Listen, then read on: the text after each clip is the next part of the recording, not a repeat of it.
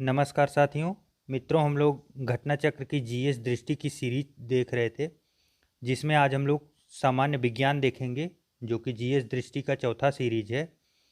और घटना चक्र की चूँकि ये महत्वपूर्ण पुस्तक है, जिसमें फ्लो चार्ट के माध्यम से बहुत अच्छे से पूरा सजा के दिया गया है और पूरा का पूरा विज्ञान इसमें समाहित किया गया है, तो इसको आप लोग परचेज कर लें और ताकि परीक्षा में आसानी से सभी प्रश्न बनाए जा सकें। तो चलिए ज़्यादा समय न गवाते हुए शुरू करते हैं, देखते हैं आज क्या क्या हम लोग पढ़ेंगे। तो आज हम लोग इसमें बायोलॉजी के लगभग कई टॉपिक पढ़ेंगे।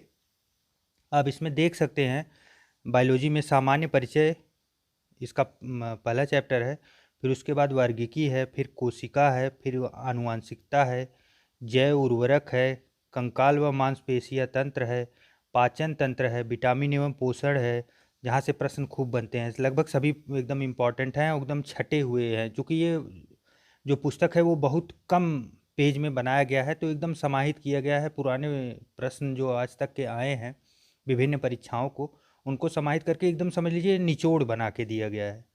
श्वसन तंत्र है, उसके बाद परिसंचरण तंत्र है, उत्सर्जन तंत्र है, तंत्रिका तंत्र है, अंतःस्रावी तंत्र है, जनन एवं भ्रूणी विकास है, प्रकाश संश्लेषण है, पादप है और मुख्य रोग है। तो ये इनका जो जीव विज्ञान का जो सिलेबस था वो विभिन्न चैप्टरों में विभाजित किया गया है। उसके बाद फिर इसमें आ जाता है भौतिक विज्ञान, रसायन विज्ञान। तो आज हम लोग जीव विज्ञान के टॉपिक देखते हैं। तो आइए शुरू करते हैं ज़्यादा समय न गवाते हुए। सामान्य विज्ञान, जीएस दृष्टि, जीव विज्ञान। आप लोग ये पुस्तक परचेज कर लीजिए, आप लोगों के मार्केट में उपलब्ध होगी और बहुत अच्छी पुस्तक है। तो चलिए शुरू करते हैं। जीव विज्ञान सामान्य परिचय। सामान्य परिचय अर्थात इसे जीव विज्ञान, जिसे बायोलॉजी बोलते हैं, शब्द के प्रथम प्रयोगकर्ता, जो इस शब्द के प्रथम प्रयोगकर्ता थे, लैमार्क थे ट्रेविरेनस, और इसके जनक अरस्तु को माना जाता है। जीव विज्ञान की मुख्य शाखाएं क्या क्या हैं, इसे देख लेते हैं। जंतु विज्ञान के अध्ययन को जूलॉजी कहते हैं। पादपों के अध्ययन को बॉटनी कहते हैं। मृदा का अध्ययन पैडोलॉजी। मनुष्य की वृद्धावस्था संबंधी अध्ययन जेरेंटोलॉजी। अस्थियों का अध्ययन ऑस्टियोलॉजी। और त्वचा का अध्ययन डर्मेटोलॉजी। और पोषण विधियों का अध्ययन ट्रोफोलॉजी। और उभयचर सरीसृपों का अध्ययन हर्पेटोलॉजी। ये रहे जीव विज्ञान के प्रमुख शाखाएं। अब प्रमुख शब्दावलियां देख लेते हैं। एपीकल्चर, मधुमक्खी पालन। इसका ट्रिक भी है हमारे इस चैनल पर, आप चैनल पे देख सकते हैं। एपीकल्चर, पी का मतलब क्या पीते हैं हम लोग? मधु पीते हैं। एवी कल्चर, एवी कल्चर पक्षी पालन को बोलते हैं। वी कौन करता है? पक्षियाँ करती हैं। पीसी कल्चर मछली पालन। पीस किस में होता है? मछली में होता है, मछली का पीस होता है, खाने वाले लोग जानते होंगे। सेरी कल्चर इसको उल्टा करो, रेशम, रेशम, कीट पालन। सिल्वी कल्चर वन संवर्धन को कहते हैं। ओलेरी कल्चर सब्जियों की कृषि। ओलेरी, आप इसे याद करने के लिए छोटा सा ट्रिक यूज कर सकते हैं। ओलेरी, जो सब्जी वाले बेचने आते हैं वो कैसे बोलते हैं? ओ ले रे सब्जी। तो उसी से आप इसे जोड़ सकते हैं, ओलेरी कल्चर सब्जियों की खेती। हार्टिकल्चर, हॉट टी, टी कहाँ होता है? बागवानी में होता है। हार्टिकल्चर इससे हो गया। पोमोलॉजी अब पो से पपीता आप पकड़ लीजिए, यम से मैंगो, पोमोलॉजी फलों की खेती के लिए, पपीता मैंगो जो फल होंगे। वीटिकल्चर अंगूर की खेती के लिए। इसे याद करने के लिए हम लोग ट्रिक यूज कर लेते हैं कि वेट बढ़ता है। मान लेते हैं हम लोग अंगूर खाने से वेट बढ़ता है, अंगूर खाने से वेट बढ़ता है। आप इसे एक बार याद रखिए, आपको ऑटोमेटिक जब क्वेश्चन आएंगे परीक्षा में तो ऑटोमेटिक ये बन जाएंगे। एग्रोनॉमी ये तो एकदम सिंपल सा है, एग्रीकल्चर से रिलेटेड है, तो फसलों की खेती इसी के अंतर्गत किया जाता है। आइए अब इधर थोड़ा बहुत देख लेते हैं। इससे प्रमुख जो जैव विकास संबंधी प्रमुख सिद्धांत दिए गए हैं। लैमार्क जी ने ही दिया था। पुस्तक फिलासफी जूलॉजिक इनकी पुस्तक थी। अन्य नाम था उपार्जित लक्षणों की वंशागति का सिद्धांत, उदाहरण जिराफ की गर्दन का लंबा होना और सांप के पैर का गायब हो जाना। ये लैमार्कवाद का सिद्धांत था। डार्विनवाद, इसके जो जनक थे वो डार्विन थे, चार्ल्स डार्विन जो वैज्ञानिक थे। पुस्तक प्राकृतिक चुनाव द्वारा जातियों की उत्पत्ति, ये 1859 में ये पुस्तक छपी थी। अन्य नाम प्राकृतिक वर्णवाद, theory of natural selection, survivor of the fittest of सिद्धांत जिसे बोला जाता है। आइए नेक्स्ट देख लेते हैं। उत्परिवर्तनवाद, जिसे हॉलैंड के ह्यूगो डू व्रीज द्वारा दिया गया था। सांध्य प्रिमरोज आइनोथेरा लेमार्कियाना प्रयोग वस्तु इसका है। अन्य नाम उत्परिवर्तन सिद्धांत, म्यूटेशन थियरी। चलिए अब नेक्स्ट देखते हैं। मित्रों, इस चित्र को आप एकदम अच्छे से देख लें। इसमें जिराफ की गर्दन कैसे बढ़ी और क्यों बढ़ी उसके बारे में लैमार्कवाद का कुछ जो सिद्धांत दिया गया है उसी को ये चित्राया गया है। घास की उपलब्धता से उंगली, टांगों व गर्दन के कम उपयोग के कारण इन अंगों की कम लंबाई। जब घास की उपलब्धता ज़्यादा थी तो जिराफ छोटे थे, फिर घास की उपलब्धता घटती गई तो नीचे वाले पौधे खाने शुरू किए, पौधों के ऊपरी वाले भाग, फिर ऊपरी वाले भाग, तो ऐसे ऐसे करके जिराफ की गर्दन बढ़ती चली गई। ऊंचे वृक्षों की पत्तियों खाने के लिए अगली टांगों व गर्दन का अधिक उपयोग होने से इन अंगों की अधिक लंबाई बढ़ गई। ये कौन दिया था? ये लैमार्कवाद का अंगों के उपयोग व अनुप्रयोग का प्रभाव दिखाया गया है। आइए आगे देखते हैं। जीव जंतुओं का विकास क्रम, इनका विकास क्रम कैसे हुआ? महाकल्प, कल्प और घटना। प्रोटेरोजोइक, प्रोटेरोजोइक इसमें कल्प नहीं है। घटना प्रथम मोटाजोआ, जंतुओं का पहला चिन्ह। पैलियोजोइक दूसरा है। पार्मियन, सरीसृपों की उत्पत्ति। कार्बोनिफेरस कल्प, प्रथम सरीसृप बीजयुक्त फंस। डेवोनियस, प्रथम उभयचर जबड़े वाली मछलियाँ। सेलुरियस, प्रथम संवहनी युक्त धरातलीय पौधे। आर्डोविशियन, मोटाजोइन जीवों का विकास। कैम्ब्रियन, प्रथम मछली। मोसोजोइक, क्रिटेशियन, डायनासोर की विलुप्ति, पहले प्राइमेट का विकास, फूल वाले पौधों की उत्पत्ति। जुरासिक, पहली चिड़िया का विकास, डायनासोर की उत्पत्ति।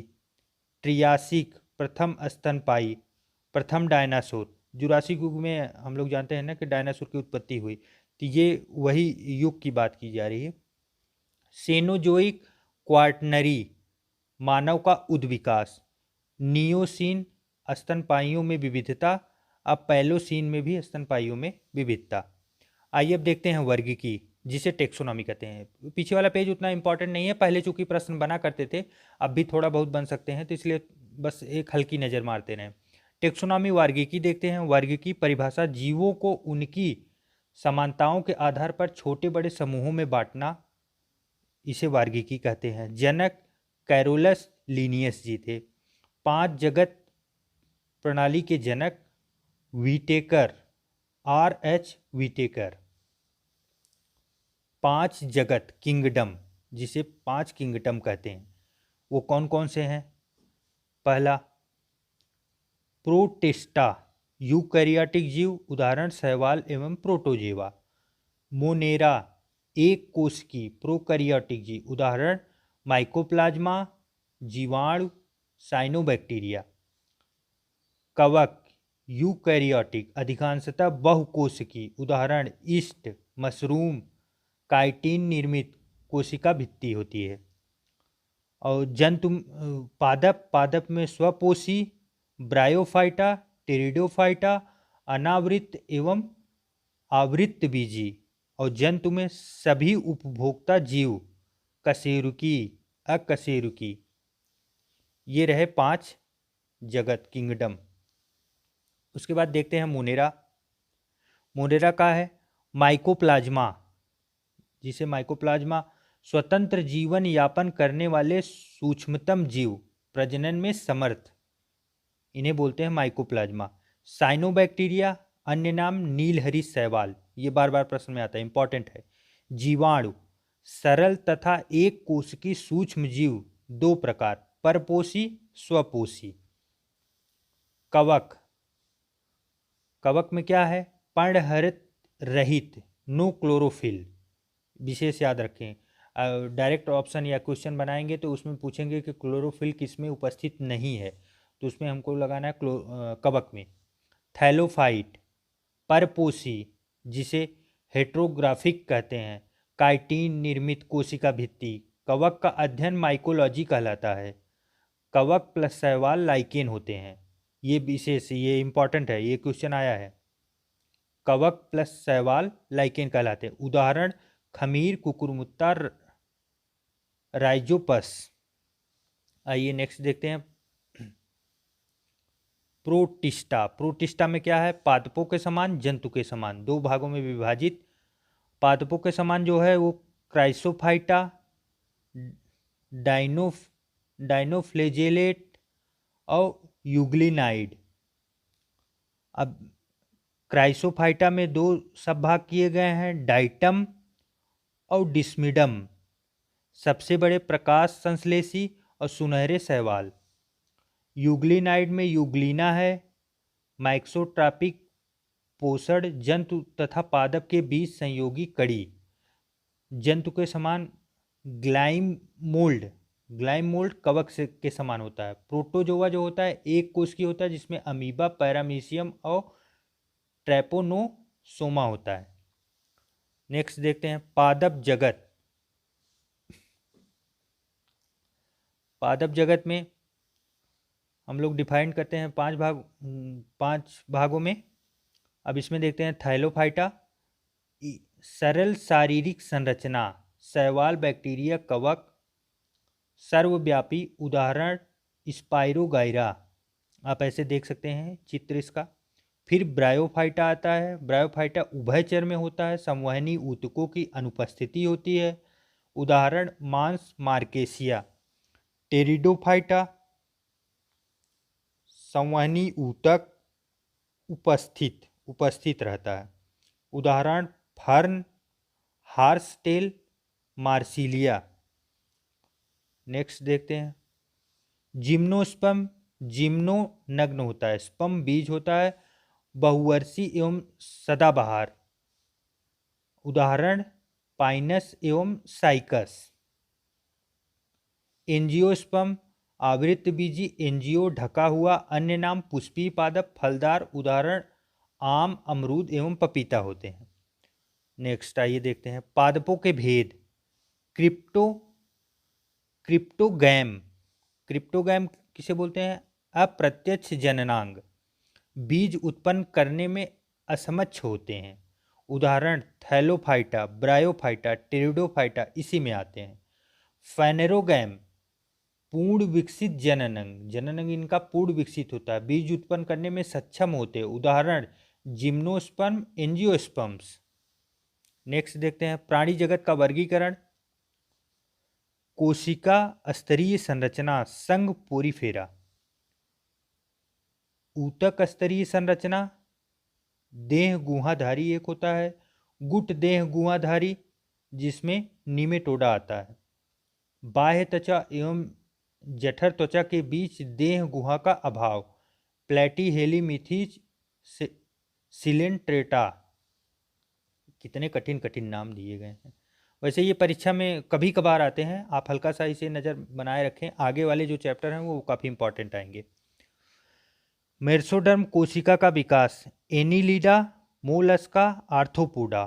अंतस्थ की थैली से देह गुहा बनना, नोटोडार्क युक्त एक होता है जो कार्डेटा में आता है, नोटोकार्ड विहीन जो इकाइनोडर्मेटा में आता है।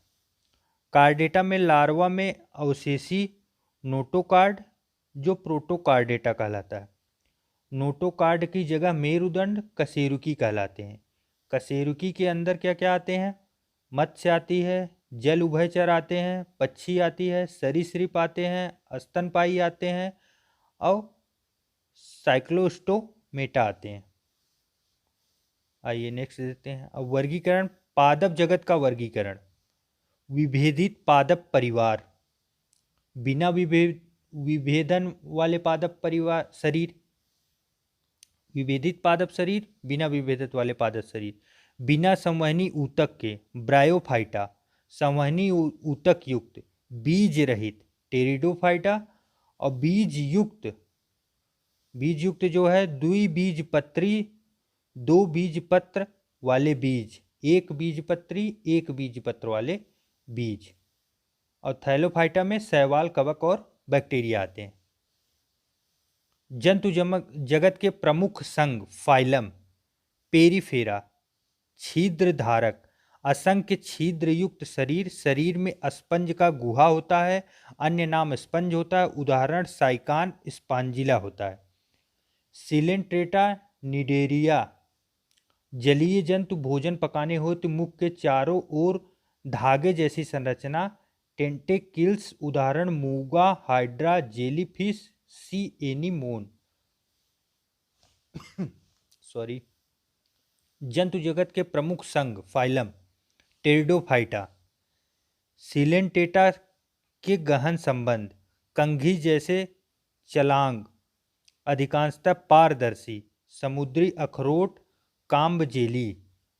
प्लीटीहेल्मिन्थीज, देह गुहा रहित 3 स्तरीय शरीर, चटपटा शरीर, उभयलिंगी, अविकसित पाचक तंत्र, उत्सर्जन हेतु फ्लेम कोशिका, उदाहरण प्लेनेरिया, लीवर फ्यूक। एस्केल्मेंथीज, लंबे बेलनाकार अखंडित कृमि, स्पष्ट आहार नाल, नर छोटा मादा बड़ी, उत्सर्जन प्रोटोन फ्रीडिया द्वारा, एक लिंगी तथा आंतरिक निषेचन, उदाहरण एस्केरिस गोलिक्रीम, थ्रेडवर्म, वुचेरिया, फाइलेरिया का कृमि। एनेलिडा, लंबा द्विपाश, एमित व कई खंडों में बटा शरीर, उत्सर्जन हेतु प्रिक काइटिन से बने सीटी द्वारा प्रचलन, सामान्यतः त्वचा द्वारा श्वसन, एक लिंगी व उभयलिंगी दोनों, उदाहरण केचुआ, जोक और नेरिस। आर्थ्रोपोडा, जंतु जगत का सबसे बड़ा संघ, विशेष ध्यान दें ये क्वेश्चन बनता है, जंतु जगत का सबसे बड़ा संघ आर्थ्रोपोडा। 3 भागों में विभक्त शरीर, सिर, वक्ष, उदर, खुला परिसंचरण तंत्र, संधि युक्त पाद, उदाहरण झींगा मछली, तितली, मक्खी, मकड़ी, बिच्छू, मोलस्का। श्वसन हेतु गिल्स या टिनेडिया, खुला परिसंचरण तंत्र, उत्सर्जन हेतु गुर्दे, कवक युक्त शरीर, रंगहीन खून, उदाहरण सीपी, घोघा, ऑक्टोपस। अब इसमें डायरेक्ट प्रश्न बन सकता है रंगहीन खून किसके होते हैं, तो ये है मोलस्का का। इकाइनोडर्मेटा, इकाइनोडर्मेटा समुद्री जंतु, कीटों वाली त्वचा, कांटों वाली त्वचा, पुनरुत्पादन की क्षमता, उदाहरण hag fish, star fish, brittle star आदि। कार्डेटा, नोटोकार्ड एवं क्लोम छिद्र उपस्थित नालदार तंत्रिका रज्जु, उदाहरण सभी कशेरुकी जंतु। आइए आगे देखते हैं।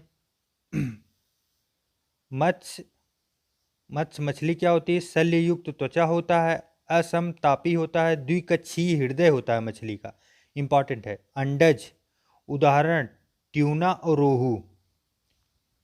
साइक्लोस्टोमेटा, सबसे जबड़े रहित कशेरुकी ये होते हैं, ईल के आकार का शरीर इनका होता है, सल्क रहित चिकनी त्वचा होता है, उदाहरण लैम्प्रे हे मछली। स्तनपायी, समतापी, 4 कक्षीय हृदय, इंपॉर्टेंट है। स्तनपायी में 4 कक्षीय हृदय किसका किसका होता है, चूहा, मनुष्य, चमगादड़। दुग्ध ग्रंथियां इनके अंदर होती हैं, शिशुओं को जन्म देते हैं, आप विशेष ध्यान दें, चूहा भी होता है और चमगादड़ भी होती है। चमगादड़ एक ऐसी पक्षी है जो शिशुओं को जन्म देती है, अंडा नहीं देती है। इंपॉर्टेंट क्वेश्चन है। जल स्थलचर, एम्फीबिया, श्लेष्म ग्रंथियां युक्त त्वचा, त्रिकच्छी हृदय, फेफड़े, एक वृक्क, जल व स्थल दोनों पर निवास, मेढक और टोंड। पक्षी समतापी होते हैं। चार कच्छी हृदय इनका भी होता है। पैरों से ढका शरीर, परों से ढका अर्थात पंखों से ढका शरीर होता है। उदाहरण सभी पक्षियां। सरीसृप असमतापी होते हैं। शल्य युक्त त्रिकच्छी हृदय होता है। कठोर कवच युक्त अंडे होते हैं। उदाहरण कछुआ, सांप, छिपकली, मगरमच्छ। मगरमच्छ भी अंडे देता है, विशेष ध्यान दें। मछलियों के नाम से समानता रखने वाले जीव, आप विशेष ध्यान दें, मछलियों के नाम से समानता रखते हैं। मछली नहीं है, जेली फिश मछली नहीं है। और ये इसके संग दिए गए हैं, तो संग उतना विशेष इंपॉर्टेंट नहीं है, हम लोग नाम देख लेते हैं। Star fish, silver fish, cuttle fish, hang fish और devil fish, cray fish, razor fish, ये सब इंपॉर्टेंट फिश हैं। फिश नहीं है जो फिश के नाम के रखे गए हैं। विभिन्न नामों वाली वास्तविक मछलियां, ये मछलियां हैं। Flying fish, pipe fish, paddle fish, gold fish, globe fish, cat fish, dark fish, समुद्री घोड़ा, ये भी फिश में आता है। ये काफ़ी बार परीक्षा में आ चुका है और इसको बहुत से लोग गलत करके आते हैं। समुद्री घोड़ा एक फिश है। आइए नेक्स्ट देखते हैं। परीक्षा उपयोगी कुछ दृष्टि, कुछ इंपॉर्टेंट फैक्ट देख लेते हैं। चार कच्छी हृदय वाला सरीसृप मगरमच्छ होता है। अंडे देने वाले स्तनपायी जीव हैं एकिडना एवं प्लेटिपस। भारत की विशालतम मृग प्रजाति है नीलगाय। उड़ने वाला स्तनपायी है चमगादड़। 6 टांगों वाले जीव कहलाते हैं कीट वर्ग। सफ़ेद रक्त वाला जीव कहलाता है तिलचट्टा। इंपॉर्टेंट, बेहद इंपॉर्टेंट। ठोस मूत्र उत्सर्जित करने वाला जीव है कंगारू चूहा, वो मोस्ट इंपॉर्टेंट। कुनैन प्राप्त होता है सिनकोना पेड़ की छाल से। मानव निर्मित अनाज है ट्रिटिकेल, गेहूं प्लस राई। अफीम पोस्ता पौधे का कौन सा भाग होता है? अधपका फल, अफीम पोस्ता। इंपॉर्टेंट, अफीम के पौधों से प्राप्त उत्पादन है नोस्कापिन, मार्फिन, हेरोइन। ये तीन के तीनों अफीम के पौधों से बनाए जाते हैं। ये लगभग सभी फैक्ट इंपॉर्टेंट है। सरीसृपों से जुड़े महत्वपूर्ण तथ्य। घोंसला बनाने वाला सांप है किंग कोबरा। विश्व की एकमात्र छिपकली जो जहरीली होती है गीला मॉन्स्टर हीलोडर्मा संसार का सबसे जहरीला सांप होता है। हाइड्रोफिश नामक समुद्री सांप जमीन पर रहने वाला सबसे जहरीला सांप होता है। इनलैंड टाइपन बिल बनाने वाली छिपकली होती है। मेबुइया या स्किंक सरीसृपों का युग कहलाता है मीसोजोइक युग। नेक्स्ट देखते हैं। पक्षी वर्ग से संबंधित परीक्षा उपयोगी तथ्य। सबसे बड़ा जीवित पक्षी शुतुरमुर्ग। सबसे छोटी पक्षी हर्मिंग बर्ड। उड़ न सकने वाली पक्षी कीवी और एमू। सबसे तेज उड़ने वाला पक्षी पेरेग्रीन फाल्कन। पक्षियों का वाक यंत्र होता है साब्दिनी साइरिनिक्स। सबसे प्राचीन पक्षी है आर्कियोप्टेरिक्स, जुरासिक युग। और जलीय स्तनपायी आइए देखते हैं। ब्लू व्हेल पृथ्वी का विशालतम स्तनपायी है। स्पम व्हेल विशालतम 2 दांत वाली व्हेल है। और समुद्री शेर ये है। ये सील या फोका इसे बोलते हैं। वालरस इसे बोलते हैं। डॉल्फिन ये है समुद्री गाय। आप लोग मैप देखते रहें और बस रिमेंबर करते चलें। स्तनपायी मैमल्स प्रोटोथीरिया अंडा देने वाले स्तनधारी। उदाहरण एकिडना प्लेटिपस। यूथीरिया पूर्ण विकसित शिशु का जन्म। उदाहरण कुत्ता, गाय, मनुष्य आदि यूथीरिया वर्ग में आते हैं। मेटाथीरिया अपरिपक्व बच्चों को जन्म देना। विकसित होने तक मार्सुपियन थैले में बच्चों का रख रखाव। उदाहरण कंगारू जो है अपरिपक्व बच्चों को जन्म देते हैं। जब तक वो पूरी तरह तैयार नहीं होते तब तक उन्हें अपने थैले में रखते हैं। महत्वपूर्ण जंतुओं के वैज्ञानिक नाम। मनुष्य के होमो सैम्पियंस, गाय बास्टारस, बिल्ली फेलिस कैटस। कुत्ता लैनिस लूपस फैमिलियारिस। घरेलू मक्खी मस्का डोमेस्टिका। शेर पैंथेरा लियो। आम मैजीफेरा इंडिका। धान ओराइजा सेटाइवा। गेहूँ ट्रिटिकम एस्टिवम। चना साइसर एरिटिनम। मटर पाइसम सैटिवम। ये इंपॉर्टेंट है, ये प्रश्न आ चुके हैं। जीवों के नामकरण की द्विनाम पद्धति जनक कैरोलस लीनियस के द्वारा दिया गया। लैटिन भाषा के दो शब्द, पहला एक्स और दूसरा वाई। एक्स वंश जीनस जिसे बोलते हैं का सूचक होता है, और वाई जाति स्पेसीज का सूचक होता है। कोशिका, आइए शुरू करते हैं। कोशिका यहां से एकदम मोस्ट इंपॉर्टेंट चलता है। कोशिका परिभाषा, जीवों की संरचनात्मक एवं क्रियात्मक इकाई। खोजकर्ता रॉबर्ट हुक 1665 में। पुस्तक माइक्रोग्राफिया कोशिका शब्द का उल्लेख। कोशिका सिद्धांत के प्रतिपादक स्लाइडेन तथा स्वान थे। कोशिका के प्रकार, प्रोकैरियोटिक कोशिका और यूकैरियोटिक कोशिका। प्रोकैरियोटिक कोशिका क्या होती है? केंद्रक, केंद्रक कला, केंद्रिका, कलायुक्त, कोशिकांग अनुपस्थित होते हैं। ये सब उपस्थित नहीं होते हैं। इंपॉर्टेंट है, मोस्ट इंपॉर्टेंट, सीधा प्रश्न पूछा जाता है। आनुवांशिक पदार्थ अनुपस्थित। राइबोसोम की उपस्थिति, उदाहरण जीवाणु एवं नीलहरी शैवाल। प्रोकैरियोटिक कोशिका मत है। यूकैरियोटिक कोशिका में पूर्ण विकसित केंद्रक, केंद्रिका तथा कलायुक्त कोशिकांग, हिस्टोन प्रोटीन की उपस्थिति, उदाहरण पेड़ पौधे एवं जंतु होते हैं। कोशिका के भाग प्रमुख भाग कौन कौन से हैं? कोशिका भित्ति, सिर्फ पादप कोशिका में विद्यमान, सेलुलोज से निर्मित, कोशिका का सबसे बाहरी आवरण, ये कोशिका भित्ति कहलाता है। माइटोकॉन्ड्रिया सूत्रकणिका, ये मोस्ट इंपॉर्टेंट है। खोजकर्ता अल्टमैन 1886 ईस्वी में। नामकरण बेंडा द्वारा। श्वसन संबंधी क्रियाएं, जीवाणु एवं नीलहरित शैवाल में अनुपस्थित। अन्य नाम कोशिका का पावर हाउस इसे कहा जाता है। क्रिप्स चक्र इसी से संबंधित होता है। ये मोस्ट इंपॉर्टेंट है, ये बार बार पूछा जाता है। राइबोसोम का है नामकरण रॉबर्ट द्वारा। प्रोटीन संश्लेषण में सहायक। अन्य नाम प्रोटीन की फैक्ट्री। अंतः प्रद्रवी जलिका, राइबोसोम इसी से चिपके होते हैं।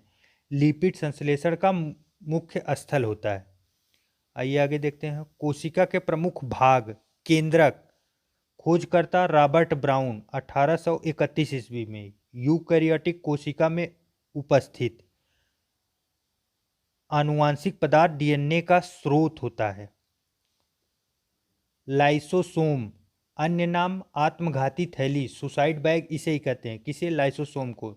खोजकर्ता डी ड्रूवे 1958 ईस्वी में। गाल्जी काय में निर्माण, स्तनधारियों की लाल रक्त कणिकाओं में अनुपस्थित। गाल्जी बॉडी जिसे गाल्जी काय कहते हैं। खोजकर्ता कैमिलो गाल्जी 1898 ईस्वी में। क्रियात्मक इकाई सिस्टर्नी। अन्य नाम गाल्जी उपकरण, कोशिका के अणुओं का यातायात प्रबंधन, ग्लाइकोप्रोटीन व ग्लाइकोलिपिड्स का निर्माण करता है। लवक, केवल पादपों में उपस्थित हरित लवक। खोजकर्ता हैकेल 1865 ईस्वी में। पादप कोशिका एवं जंतु कोशिका में अंतर। आइए अंतर देखते हैं, ये काफी इंपॉर्टेंट है, यहां से प्रश्न सीधे बनते हैं। अंग, पादप कोशिका और जंतु कोशिका। कोशिका भित्ति पादप कोशिका में उपस्थित होती है लेकिन जंतु कोशिका में अनुपस्थित होती है। लवक, ये पादप कोशिका में उपस्थित होती है लेकिन जंतु कोशिका में अनुपस्थित होती है। तारक काय, ये पादप कोशिका में उपस्थित, जंतु में अनुपस्थित। रिक्तिका, पादप में बड़ी, जंतु कोशिका में छोटी। नेक्स्ट देखते हैं, कुछ फैक्ट हैं। सौर ऊर्जा एटीपी में बदलती है। क्लोरोप्लास्ट में। सौर ऊर्जा एटीपी में कब बदलती है? क्लोरोप्लास्ट की उपस्थिति में। जीनोटाइप है जीवों का आनुवांशिक संगठन। ऐसे जीव जिसमें लिंग गुणसूत्र नहीं होते अपितु पर्यावरणीय ताप के आधार पर लिंग निर्धारण होता है, सरीसृप कहलाते हैं। प्लाज्मा झिल्ली बनती है प्रोटीन व लिपिड से। आइए आगे देखते हैं। लवकों प्लास्टिड्स के प्रकार। अवर्णी लवक ल्यूकोप्लास्ट जिसे बोलते हैं, सूर्य के प्रकाश से वंचित पादप भागों में विद्यमान होता है।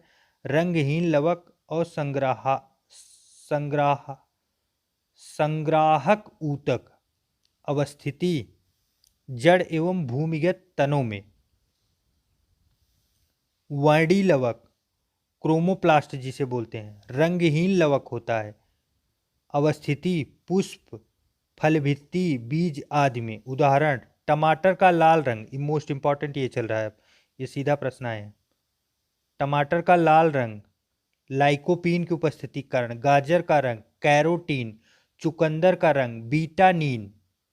पत्तियों का पीला रंग कैरोटीन की उपस्थिति के कारण। गाजर का रंग और पत्तियों का पीला रंग कैरोटीन, विशेष याद रखें। पादपों की पराबैंगनी किरणों से रक्षा हल्के नीले रंग वाला फाइकोसाइनिन करता है।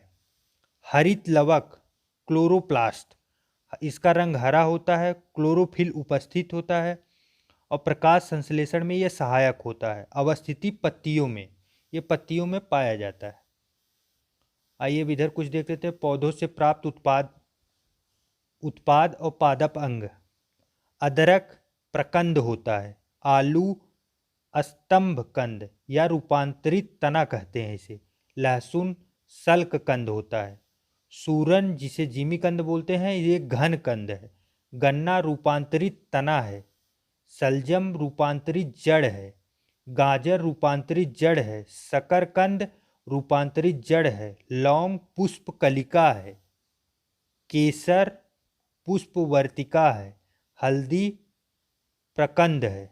ये मोस्ट इंपॉर्टेंट है, ये प्रश्न सीधे आए हैं। आइए कुछ फैक्ट देख लेते हैं।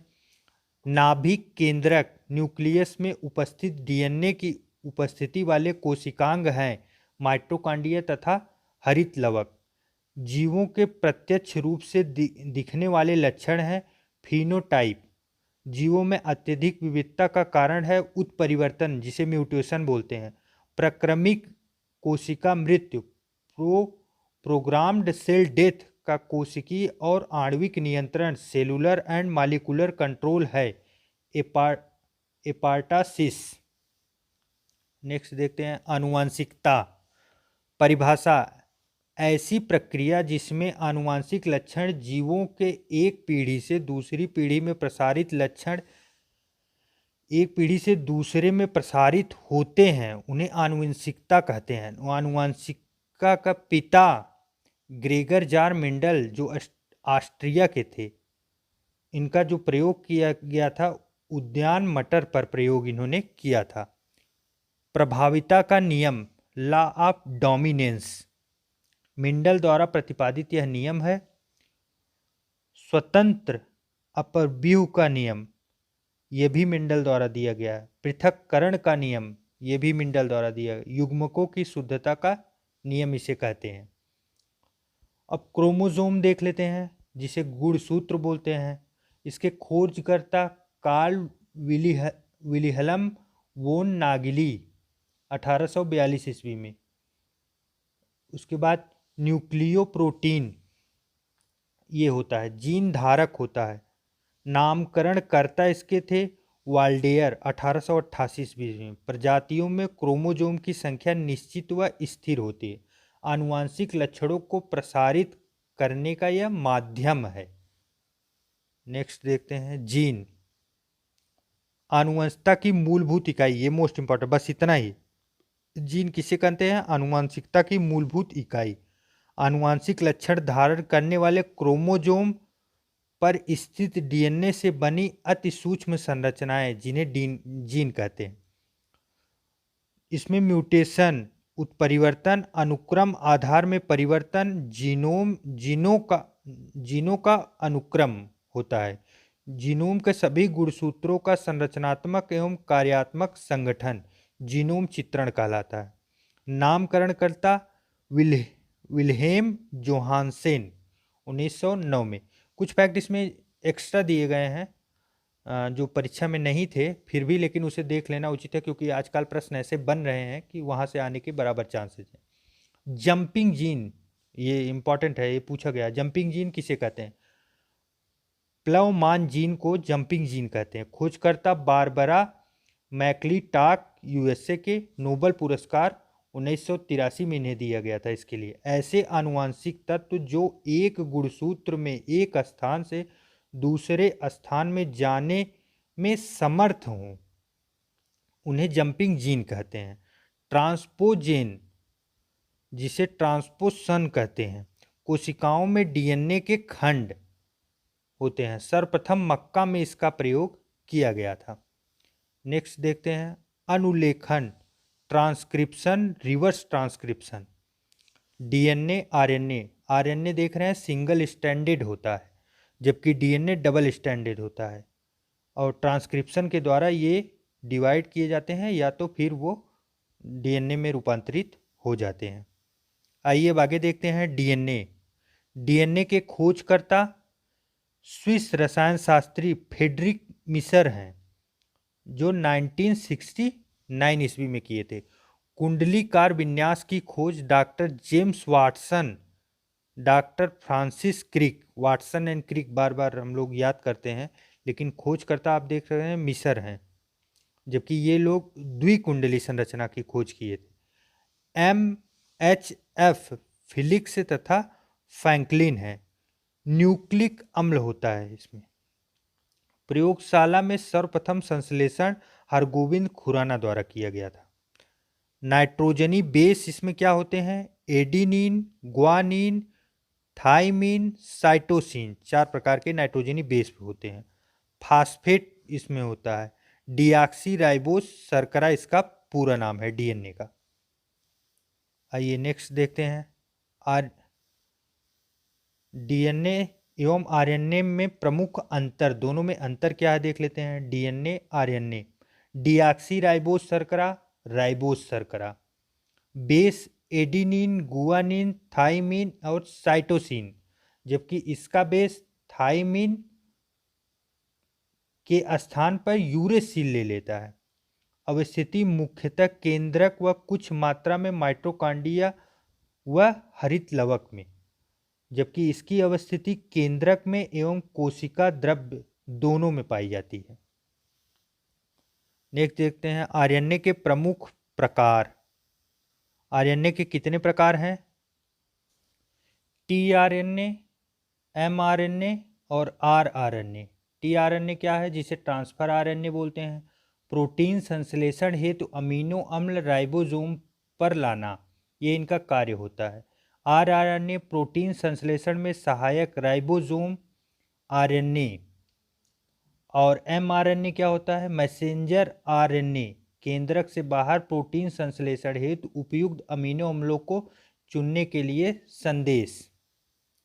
डीएनए जिसे डीऑक्सी राइबोन्यूक्लिक एसिड बोलते हैं, आरएनए राइबोन्यूक्लिक एसिड। जैव उर्वरक देख लेते हैं। नाइट्रोजन स्थिरीकरण करने वाले जीवाणु, ये दलहनी पौधे होते हैं, इनकी जड़ों में उपस्थित होता है। मुख्य दलहनी फसलें कौन कौन सी हैं? चना है, मटर है, सेम है और अरहर है। इम्पॉर्टेंट है सभी। कुछ तथ्य देख लेते हैं। डीएनए में उपलब्ध यौगिक जो अमीनो अम्ल नहीं बनाता, टायरोसिन। डीएनए में मौजूद शर्करा डीऑक्सीराइबोसोम, राइबोसोम्स होते हैं। आरएनए, साधारण मानव कोशिका में गुणसूत्रों की संख्या होती है 46 या इसे 23 जोड़े बोलते हैं। मिंडल का आनुवंशिकता का सिद्धांत आधारित है लैंगिक जनन पर। नाइट्रोजन स्थिरीकरण में सहायक जीवाणु फसल और जीवाणु सोयाबीन। राइजोबियम जैपोनिकम, 3 पतिया घास Rhizobium trifolii. Lucerne Rhizobium meliloti. जलीय fern, Anabaena azollae, Gunnera macrophylla, Nostoc muscorum. Next देखते हैं, आइए। मानव दंत प्रणाली, दंत प्रणाली जो है उसको देखते हैं। 4 प्रकार के दंत होते हैं। कृतक, इंसीजर्स जिसे बोलते हैं, रदनक जिसे कैनिनेज बोलते हैं, अग्र अग्र चवर्णक जिसे प्रीमोलर बोलते हैं, चवर्णक जिसे मोलर बोलते हैं। इसमें क्या होता है, दंतवल्क इनेमल कैल्शियम और फास्फोरस की उपस्थिति होती है, कैल्शियम और कार्बोनेट के बने होते हैं। 12 अस्थाई चवर्णक दंत सिर्फ एक बार विकसित एक दंती होते हैं। 12 दंत जो है वो एक ही बार में विकसित होते हैं, एक ही बार रहते हैं। ये इंपॉर्टेंट है, ये प्रश्न सीधा बनता है, कई परीक्षाओं में बना है कि कितने दांत ऐसे हैं जो एक बार ही आते हैं, तो इसे याद रखें। जीवन काल में 20 दांत 2 बार विकसित होते हैं, या तो ये भी अब बनने के चांसेज हैं, कितने दांत 2 बार विकसित होते हैं, 20 हैं।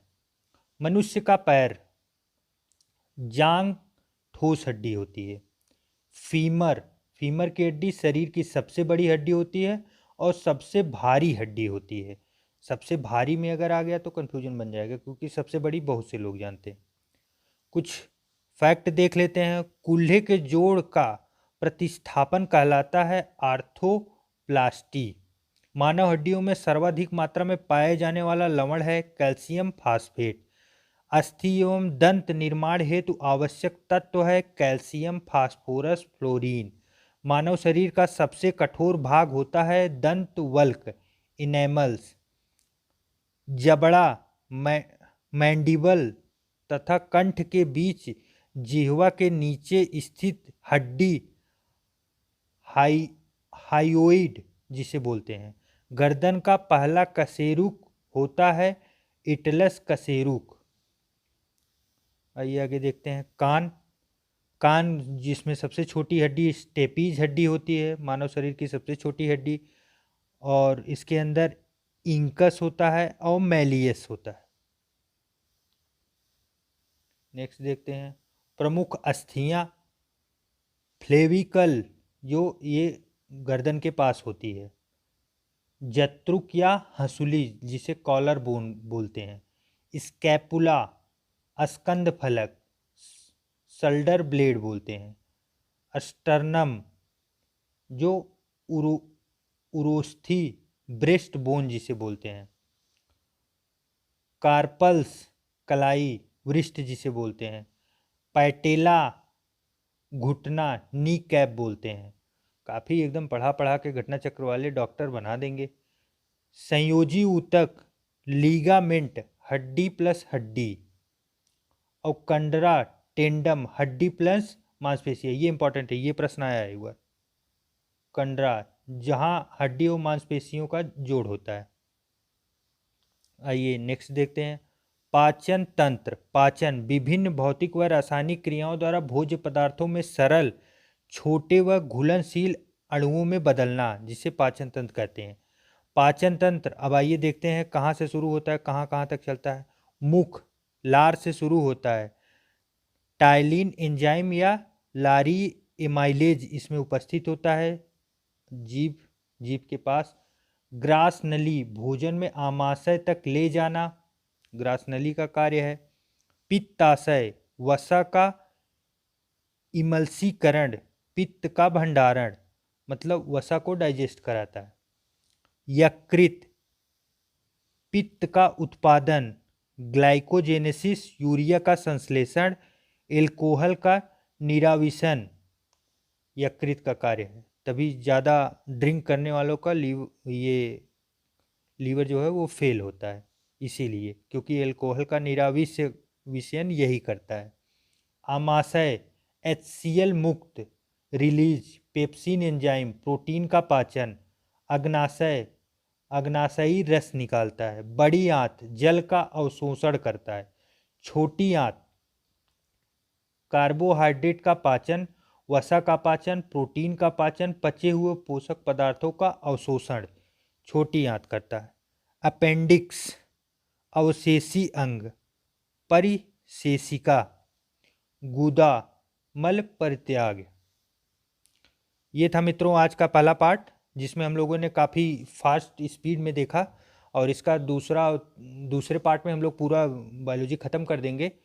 तो मित्रों बने रहें चैनल पे, और चैनल को सब्सक्राइब जरूर कर लें, और कैसा लगा कमेंट करके ज़रूर बताएं, क्योंकि आप लोग कमेंट नहीं करते हैं तो उत्साह उतना बनता नहीं, अब पता नहीं लगता है कि हमारी मेहनत सफल हुई कि नहीं हुई। तो इसलिए मित्रों आप लोग का सहयोग बराबर चाहिए, तो कमेंट करके आप ज़रूर बताएं कैसा लगा आपको ये प्रयास।